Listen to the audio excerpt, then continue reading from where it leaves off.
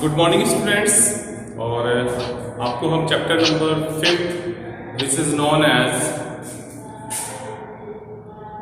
जिसको बोल देंगे आवर एनवायरनमेंट, शुरू करवा दिया था। आवर एनवायरनमेंट में हमने आपको बताया था कि what is ecology. Ecology means हमने बताया था study of inter relationship of organisms. क्या बताया? Study of inter relationships of organism between the biotic and abiotic components of biotic and abiotic components of their environment. इसको बोलेंगे क्या? इसको बोलेंगे हम इकोलॉजी।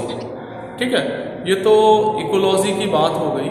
इकोलॉजी के साथ साथ हमें पढ़ना होगा अबाउट द इकोसिस्टम। ठीक है, तो इकोसिस्टम बता दे रहे हैं आपको, है ना। तो इकोसिस्टम क्या है? Ecosystem is a self contained. Ecosystem क्या है? Ecosystem is self contained unit of living things. Ecosystem क्या है? इकोसिस्टम है self contained unit of living beings. और लिविंग बीइंग्स क्या हो जाएंगे? प्लांट्स हो जाएंगे, एनिमल्स हो जाएंगे, and decomposers and their non living environment. और नॉन लिविंग एनवायरनमेंट क्या हो जाएगा? नॉन लिविंग एनवायरनमेंट में आ जाएंगे सॉइल, एयर एंड वाटर। इनका जो इंटर रिलेशनशिप होगा उसको हम क्या बोलेंगे? इकोसिस्टम। तो इकोसिस्टम में हमने बताया था कंपोनेंट्स कौन कौन से थे। कंपोनेंट थे, एक तो था बायोटिक कंपोनेंट्स थे, बायोटिक कंपोनेंट्स। पहले कौन से थे? First one biotic component, second one abiotic component.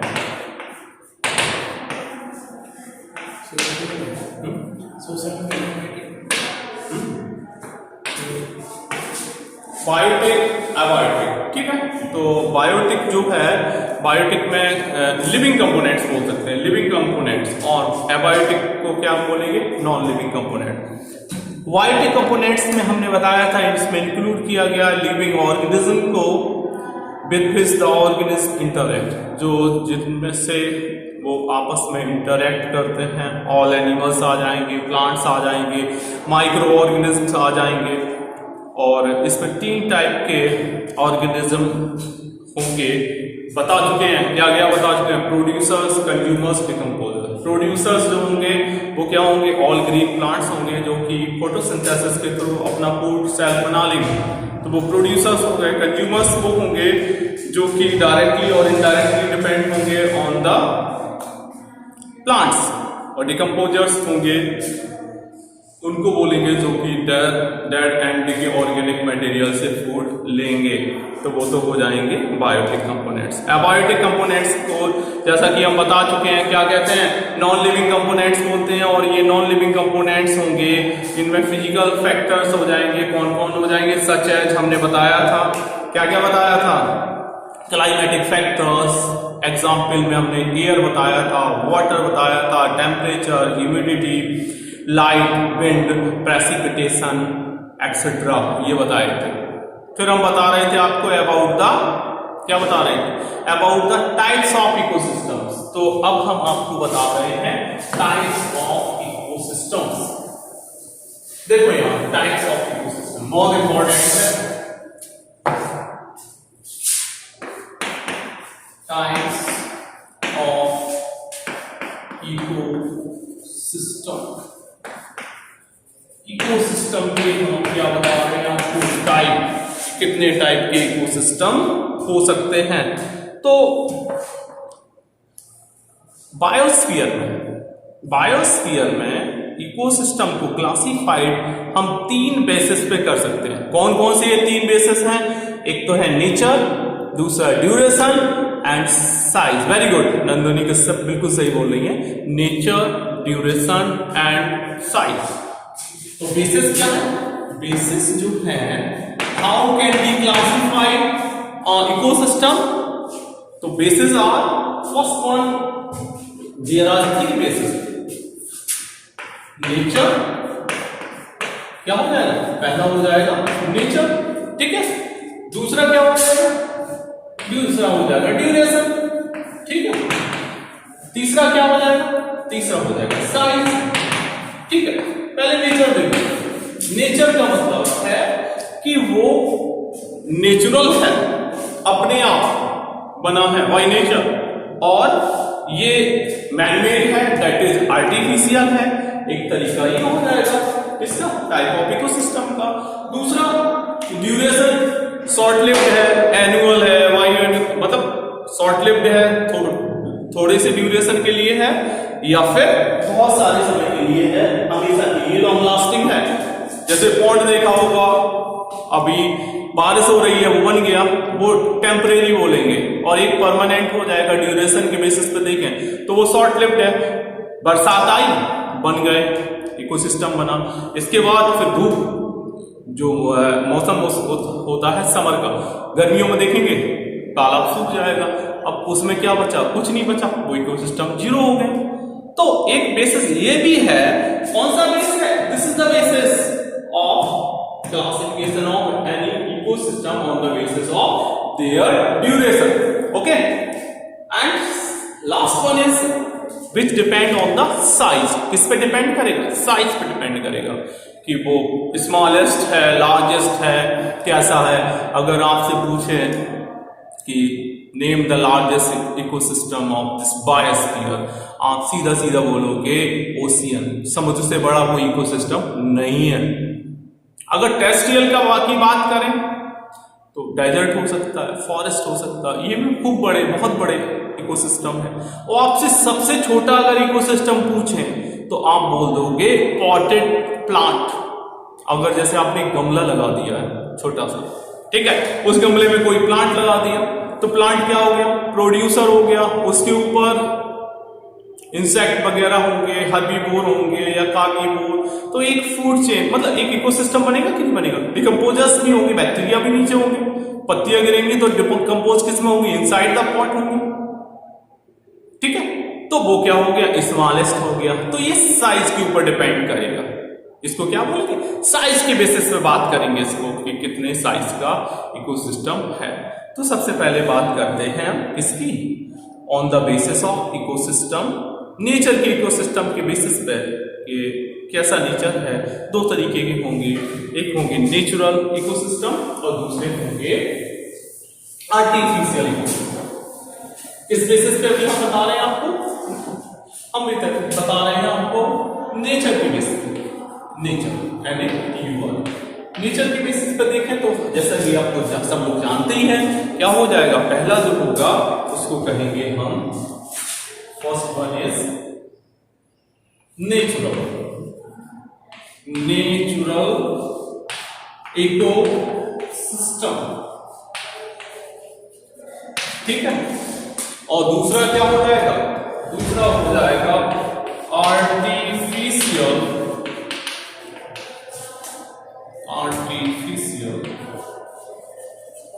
Ecosystem. सबसे पहले समझो नेचुरल इकोसिस्टम है क्या।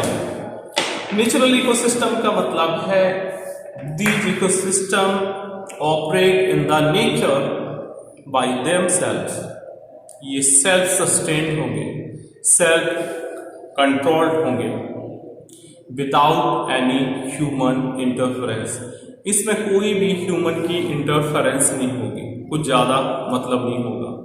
ऐसे इकोसिस्टम को हम क्या कहेंगे, ऐसे इकोसिस्टम को हम नेचुरल इकोसिस्टम कहेंगे।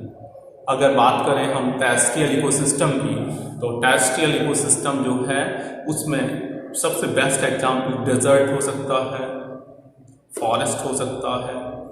और अगर हम बात करें उसकी एक्वेटिक इकोसिस्टम की, एक्वेटिक में क्या आ जाएगा, लेक हो जाएगा, ओशियन हो जाएगा, एटसेट्रा।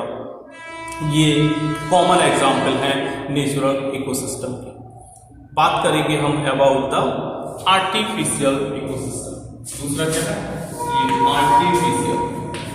अगर एग्जाम में आपसे पूछा जाए name any man made ecosystem, man made ecosystem के बारे में बताइए तो आप बहुत सारे एक्वेरियम घर में देखा होगा वो बना देते हैं, पॉटेड प्लांट घर पे लगा दिया, वो भी एक छोटा सा स्मॉलेस्ट इकोसिस्टम हो सकता है। किसान लोग खेती करते हैं वो भी एक आर्टिफिशियल का एग्जाम्पल है, ठीक है। ये सब garden, yes absolutely correct, garden हो सकता है, क्यों नहीं हो सकता। तो आर्टिफिशियल क्या है, दीज आर, सहारा डेजर्ट कैसे हो जाएगा बेटा, मैनमेड थोड़ी है सहारा डेजर्ट, हम आर्टिफिशियल की बात कर रहे हैं। तो artificial ecosystem are maintained by man, human के द्वारा मेंटेन होते हैं, and therefore are also termed as man made ecosystem. Artificial ecosystem are also known as man made ecosystem because these ecosystem operated by human beings, human beings के द्वारा ये operate होते हैं। For example अगर बात करें, क्रॉपलैंड है, गार्डन है, एक्वेरियम है, these all are the common example of इसका आर्टिफिशियल इकोसिस्टम। अगर हम बात करें वाटर पार्क, बेटा वाटर पार्क कैसे हो जाएगा, वाटर पार्क में कौन से प्रोड्यूसर होते हैं, कौन से कंज्यूमर होते हैं, डिकम्पोजर भी तो चाहिए। अकेला इससे मतलब नहीं है कि उसमें पानी है, वाटर पार्क में तो पानी होगा, उसमें उसको हम इकोसिस्टम कैसे मानेंगे बताओ, थोड़ा मेरे ख्याल से तो नहीं होना चाहिए, ठीक है। देखना अब हम बात करेंगे, देखो कौन कौन से तरीके बताए, एक तो नेचर बता दिया, एक ड्यूरेशन बता दिया, बिल्कुल सही कह रहे हैं, और कर तो एक तो हो जाएगा क्या, एक तो हो जाएगा ड्यूरेशन के बेसिस पे देखें तो कौन से हो जाएंगे, शॉर्ट लिव्ड हो जाएंगे, और लॉन्ग जो कि हमेशा के लिए रहेंगे। और एक हम साइज के बेसिस पे बता रहे थे, एक स्मॉल हो जाएंगे, एक लार्ज हो जाएंगे, ये हो जाएंगे, ठीक है। हम बात कर रहे हैं इंपॉर्टेंस ऑफ डिकम्पोजर्स की, किसी भी इकोसिस्टम में डिकम्पोजर्स की इंपॉर्टेंस क्या है। देखो हर एक की इंपॉर्टेंस है, प्रोड्यूसर्स की है, बगैर प्रोड्यूसर्स के कुछ पॉसिबल है ही नहीं। आपसे कहें कि प्लांट्स अगर ना हो तो क्या होगा, कुछ नहीं होगा, मतलब नेचर में लिविंग एग्जिस्ट करेंगे ही नहीं। क्यों नहीं करेंगे, क्योंकि आपको पता है फूड देते हैं, जितने भी हैं उनके लिए फूड प्रोवाइड करेंगे, और फील्ड भी हो सकता है, एब्सोल्युटली करेक्ट। तो हम बात क्या ही कर रहे थे, हम बात कर रहे थे अबाउट द क्या कहते हैं इंपॉर्टेंस ऑफ डिकम्पोजर्स में। हम बोल रहे थे कि प्लांट्स का भी अपना एक रोल है, प्लांट्स का ये रोल है कि वो फूड प्रोवाइड करेंगे, कार्बन डाइऑक्साइड जो एक्सेस में होगी वो इन्वायरमेंट से लेंगे, वाइल द फोटोसिंथेसिस में प्लांट्स करते क्या है, फूड बनाने के लिए कार्बन डाइऑक्साइड लेते हैं, ग्लूकोज बना लेते हैं, फूड बनाते हैं, और साथ साथ में ऑक्सीजन को रिलीज करते हैं। तो जो कार्बन डाइऑक्साइड और ऑक्सीजन का बैलेंस है हमारे एटमॉस्फेयर में, वो बना रहता है किसकी वजह से, due to the activity of producers. हम यहां बात करेंगे इंपॉर्टेंस ऑफ डिकम्पोजर। हेडिंग क्या लिखो, इंपॉर्टेंस ऑफ डिकम्पोजर।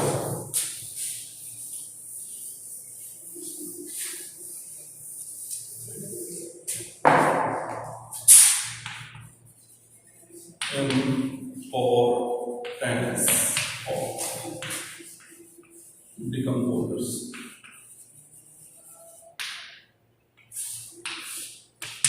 देखो इंपॉर्टेंस ऑफ डिकम्पोजर्स। डिकम्पोजर्स का इंपॉर्टेंस हमारे एनवायरनमेंट में, इकोसिस्टम में बहुत ज़्यादा है।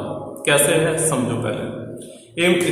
डिकम्पोजर्स जो होते हैं वो डेड बॉडीज, चाहे वो एनिमल्स की हों, प्लांट्स की हों, उनको डिकम्पोज करते हैं। डिकम्पोज का मतलब है कॉम्प्लेक्स से उनको तोड़ना, किसमें, सिंपल फॉर्म में, तो वो डिकम्पोजिशन बोला जाता है। इस तरीके से एक्ट्स करते हैं as a cleansing agent, clean करने वाले ये एजेंट्स हैं एटमॉस्फेयर। दूसरी बात करें तो decomposers helps in recycling of the material in biosphere. जो रिसाइकलिंग है बायोस्फीयर में वो किसके थ्रू होगी, ये डिकम्पोजर्स के थ्रू होगी। इसलिए ये जो डिकम्पोजर्स होते हैं वो प्ले करते हैं एक वाइटल रोल इन बायोजियोकेमिकल और न्यूट्रिएंट साइकिल। एक आप पढ़ा होगा या आप पढ़ाएंगे भी, बायोजियोकेमिकल साइकिल, बायोजियोकेमिकल साइकिल, और एक और नाम होता है जिसको कहते हैं न्यूट्रिएंट साइकिल। ये न्यूट्रिएंट साइकिल जो है या बायोजियोकेमिकल साइकिल है, इसके थ्रू क्या होगा कि जो भी रिसाइकलिंग इन्हीं के थ्रू होगी, तो इसमें मदद कौन करेंगे? यही डिकम्पोजर्स करते हैं। इसके अलावा ये जो डिकम्पोजर्स होते हैं वो सॉइल की फर्टिलिटी को मेंटेन करते हैं। They maintains the fertility of soil. ये तो इनके फंक्शंस हो गए। अगर एग्जाम में क्वेश्चन आए, what will happen if the decomposers of this planet get destroy और गेट नॉट एक्ट, मतलब काम करना बंद कर दें, कंडीशन क्या हो जाएगी? कंडीशन ये होगी कि चारों तरफ गंदगी गंदगी, कूड़ा करकट ही दिखाई देगा और कुछ नहीं दिखाई देगा पूरे हमारे इस अर्थ पर। वजह सीधी साफ है कि इनका काम क्या है? ये रिसाइकिल करते हैं, डिकम्पोज करते हैं dead plants as well as animals. तब जब डिकम्पोजिशन नहीं होगा तो डेड बॉडीज वगैरह या उनके जो वेस्ट होंगे वो जैसे के तैसे बने रहेंगे। कंडीशन ये होगी, बहुत ज़्यादा प्रॉब्लम क्रिएट हो जाएगी। तो if there were no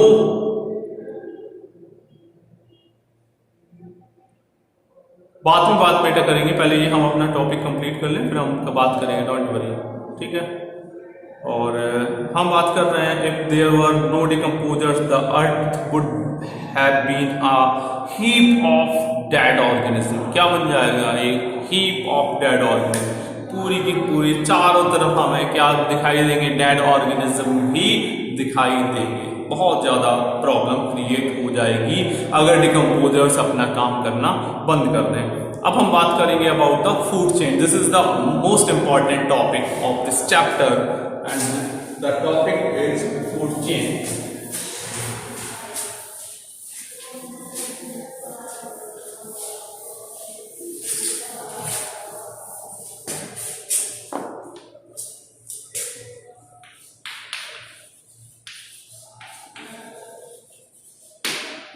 food chain,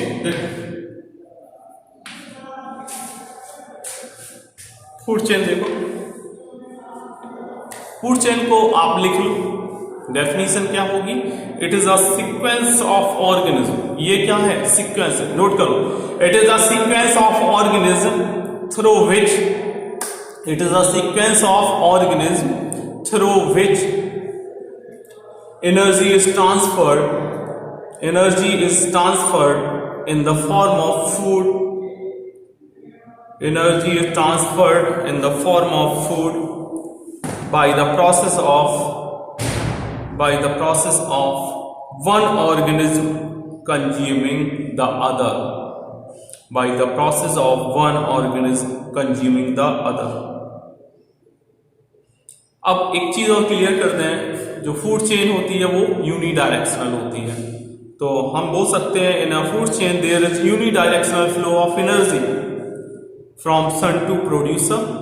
सन जो है अल्टीमेट प्रोड्यूसर है, एनर्जी इसी से मिलेगी और वो कहाँ आ जाएगी? Into the green plants by the process of photosynthesis. अब जो ग्रीन प्लांट्स होंगे उनको हर्बीवोर खाएंगे, हर्बीवोर को कार्निवोर खाएंगे, कार्निवोर को ओमनीवोर जो होंगे हर्बीवोर और कार्निवोर को खाएंगे। अल्टीमेटली जो ऑर्गेनिज्म होंगे, चाहे वो प्लांट्स हों या एनिमल्स हों, उनकी डेथ हो जाएगी। और जो डेड ऑर्गेनिक मटेरियल है उसके लिए आपको पता ही है कि डिकम्पोजर्स जो होंगे वो उसको यूटिलाइज करेंगे, उसको कॉम्प्लेक्स को सिंपल में तोड़ देंगे, डिकम्पोज कर देंगे।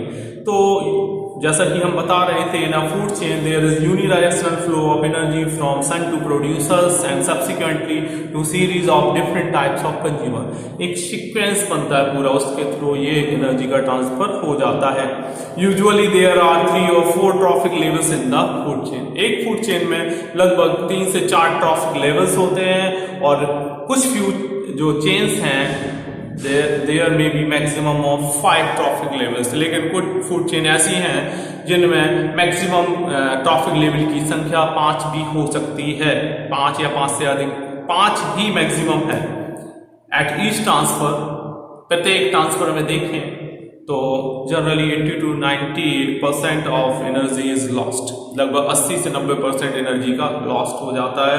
किसके फॉर्म में हो जाता है? As heat in accordance with second law of thermodynamics, जो कि सेकंड लॉ ऑफ थर्मोडाइनमिक्स क्या है कि एनर्जी का ट्रांसफर होगा बट वो 100% नहीं हो पाएगा, एक्सपेंडिचर होगा डिफरेंट के लिए। तो यहाँ 80 से 90% जो एनर्जी होती है वो लॉस्ट हो जाती है as a heat. I will send you PDF, don't worry, ठीक है। तो इस प्रकार से जो फूड चेन है वो generally not more than 5 trophic levels होते हैं। एक फूड चेन हम सामने बना रहे हैं, देखो क्या हो सकता है।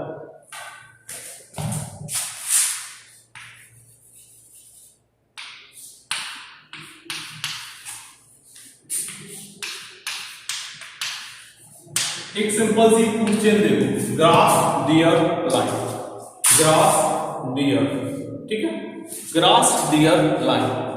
तो ग्रास यहाँ क्या है? ये प्रोड्यूसर हो गया, ठीक है, और उसके पहले क्या? ये सन यहाँ हो गया। इससे कौन सी एनर्जी आएगी? Radiant energy, radiant energy. इसको भी थोड़ा समझना जरूरी है। रेडिएंट एनर्जी जो है वो प्लांट्स के अंदर किस में कन्वर्ट होगी? Chemical energy. तो फोटोसिंथेसिस एक ऐसी प्रोसेस है जिसके में जो रेडिएंट एनर्जी है वो कन्वर्ट हो जाती है इनटू द केमिकल एनर्जी, ठीक है। तो लाइन क्या हो गया? यहाँ कार्निवोर हो गया, डियर क्या हो गया? हर्बीवोर हो गया, और ग्रास क्या हो गया? प्रोड्यूसर्स हो गए। फर्स्ट ऑफ ऑल ये प्रोड्यूसर हो गए, ग्रास प्रोड्यूसर हो गया, ये डियर जो है वो हर्बीवोर हो गया, हर्बीवोर, और ये हो गया कार्निवोर, ठीक है। तो एक तो ये बन सकती है फूड चेन। ऐसे ही बहुत सारी फूड चेन आप बड़े आराम से आप बना सकते हैं। बन जाएगी, नहीं बन जाएगी तो अभी हम देखो बना के आपको दिखा रहे हैं कि how the food chains are form, कि कैसे फूड चेन बनेगी।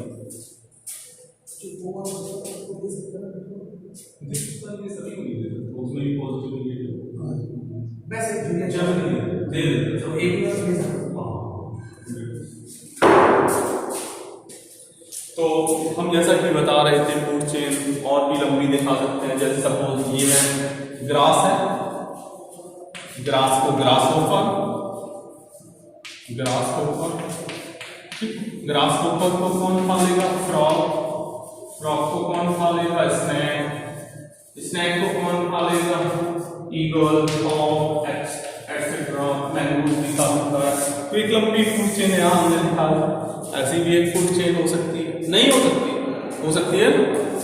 तो इस तरीके से आप बड़े आराम से इसको कर सकते हो, ठीक है। तो ये तो हो गई। अब बात करेंगे about the types of food chains. How many types of food chains present in this biosphere और इकोसिस्टम। तो हेडिंग डालो टाइप्स ऑफ फूड चेन्स। ये तो नोट कर लो या इसका स्क्रीनशॉट ले लो, सबसे बढ़िया रहता है स्क्रीनशॉट लेना। तो स्क्रीनशॉट ले लीजिए इसका जल्दी से, ठीक है।